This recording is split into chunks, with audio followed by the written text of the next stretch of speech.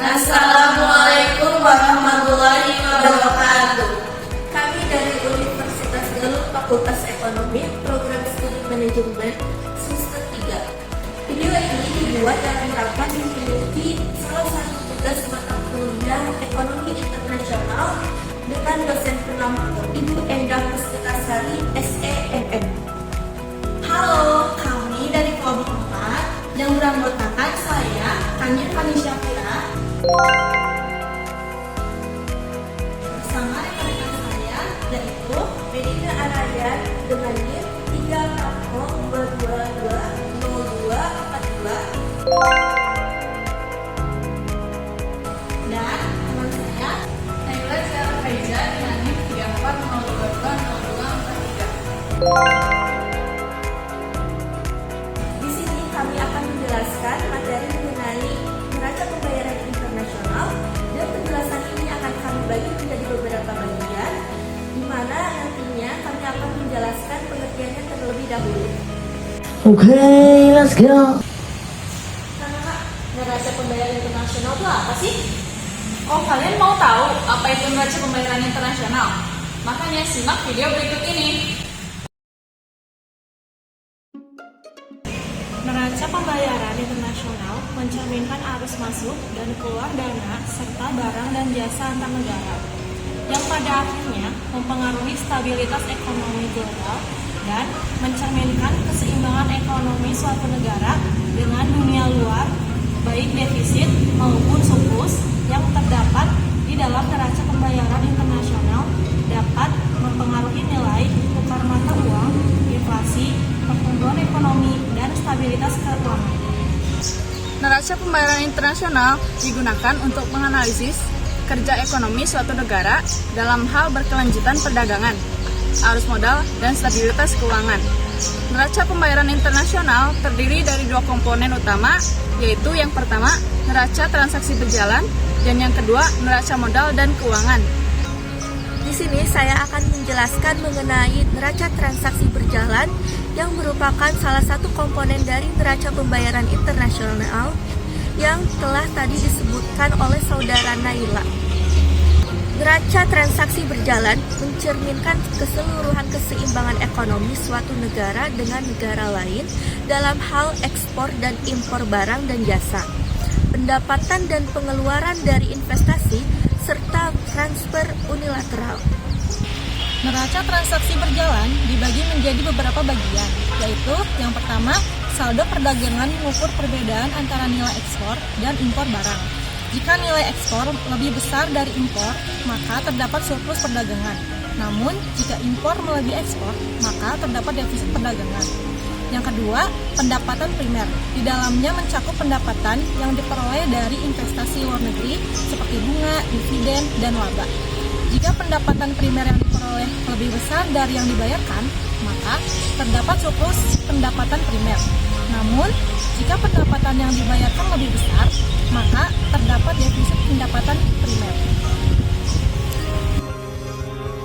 Yang terakhir, ada transfer unilateral, merupakan transfer dana yang tidak diikuti oleh pembayaran barang, jasa, atau pendapatan. Transfer unilateral dapat berupa bantuan luar negeri, remitansi, atau sumbangan dari organisasi internasional. Jika transfer unilateral yang diterima lebih besar dari yang diberikan, maka terdapat surplus transfer unilateral. Namun, jika transfer yang diberikan lebih besar, maka terdapat defisit transfer unilateral. Dan komponen kedua ada neraca modal dan keuangan, yaitu merupakan catatan transaksi keuangan dan investasi antara suatu negara dengan negara lain. Neraca ini mencakup investasi langsung, investasi portofolio, investasi sekuritas, perubahan cadangan devisa, serta utang dan pembayaran utang.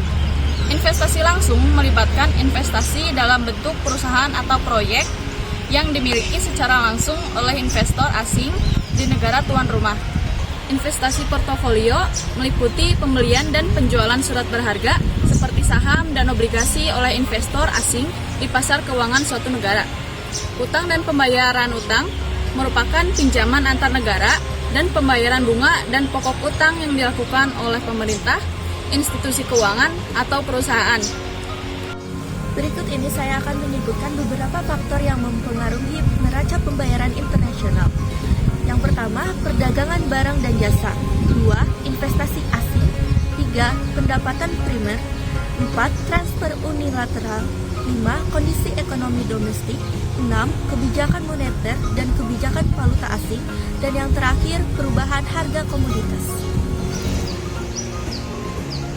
Adapun beberapa upaya negara-negara untuk mengelola neraca pembayaran yaitu kebijakan perdagangan, kebijakan investasi, kebijakan moneter, kebijakan fiskal, pengelolaan utang, diversifikasi ekonomi, dan kerjasama internasional. Agar lebih rinci, di sini saya akan menjelaskan upaya yang dilakukan oleh negara, yang tadi sudah disebutkan oleh saudari Laila.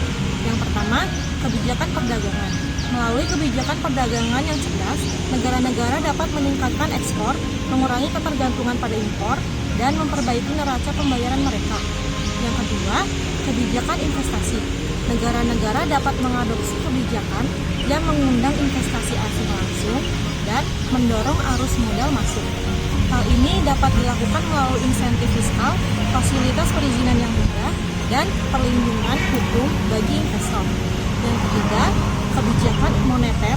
Melalui kebijakan moneter yang tepat, negara-negara dapat menjaga keseimbangan dalam neraca pembayaran mereka. Yang keempat, kebijakan fiskal. Kebijakan fiskal termasuk pengeluaran pemerintah dan pajak dapat mempengaruhi neraca pembayaran. Negara-negara dapat mengadopsi kebijakan fiskal yang cerdas untuk mengelola defisit atau surplus dalam neraca pembayaran. Yang kelima, pengelolaan utang. Di dalamnya akan melibatkan pemantauan dan pengendalian utang luar negeri serta pengaturan jangka waktu dan suku bunga yang tepat untuk membayar utang tersebut. Yang keenam, diversifikasi ekonomi. Dengan diversifikasi ekonomi, tiap negara bisa mengurangi resiko yang terkait dengan neraca pembayaran dan meningkatkan keberlanjutan ekonomi jangka panjang. Dan yang terakhir, kerjasama internasional. Di dalamnya bisa melibatkan perjanjian perdagangan bilateral atau multilateral, dialog ekonomi regional, atau kerjasama dalam mengelola fluktuasi nilai tukar mata uang. Berbagai upaya di atas tergantung pada kebijakan dan kondisi ekonomi masing-masing negara. Setiap negara bisa memiliki strategi yang berbeda dalam mengelola neraca pembayaran mereka, sesuai dengan kebutuhan dan tujuan ekonomi mereka.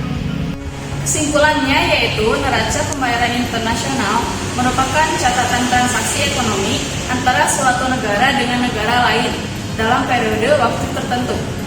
Faktor-faktor yang mempengaruhi neraca pembayaran meliputi perdagangan barang dan jasa, investasi asing, pendapatan primer, transfer unilateral, kondisi ekonomi domestik, kebijakan moneter, dan kebijakan valuta asing, serta perubahan harga komoditas. Untuk mengelola neraca pembayaran dan mengatasi tantangan yang mungkin muncul, setiap negara dapat mengadopsi berbagai upaya seperti kebijakan perdagangan, kebijakan investasi, kebijakan moneter, kebijakan fiskal, pengelolaan utang, diversifikasi ekonomi, dan kerjasama internasional. Pendekatan yang diambil akan bervariasi sesuai dengan kebutuhan dan tujuan ekonomi masing-masing negara. Baiklah, sekian penjelasan dari kami mengenai materi neraca pembayaran internasional. Semoga bermanfaat khususnya bagi kita bertiga dan bagi kalian juga sebagai penonton. Maaf apabila ada kesalahan kata atau pengucapan yang tidak mengenakan intonasinya. Wassalamualaikum warahmatullahi wabarakatuh.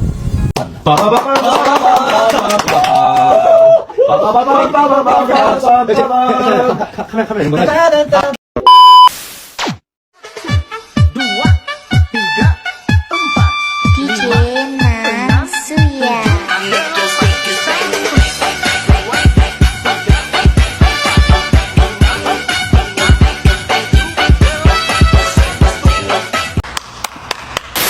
Ini tadi dulu saya katanya teh untuk tikus dikutuk di sini gitu. Oh, di sini ya ininya. Oh. Ini kayak hidungnya. Oh, mana hidungnya mana? Mana emotik?